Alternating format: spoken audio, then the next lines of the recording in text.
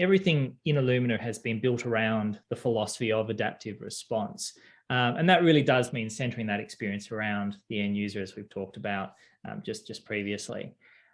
We have three core principles that we follow when we're building out iluminr.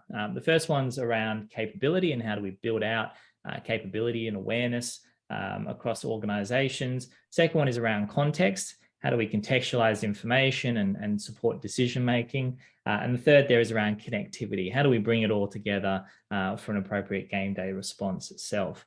And when we look at Playbooks in particular, there really are three key things that we're aiming to achieve here.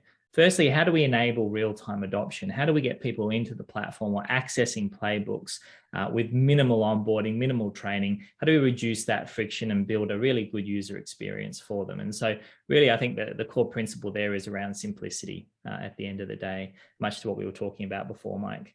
How do we personalize the experience for the end user as well? So how do we make this as contextual as possible? How do we deliver Playbooks to the end user that is meaningful for them, that cuts out the noise of all the other information that they don't need to necessarily be seeing, and really focus in on the stuff that's important to them? So that personalization piece is a really critical element of how we've designed Playbooks themselves.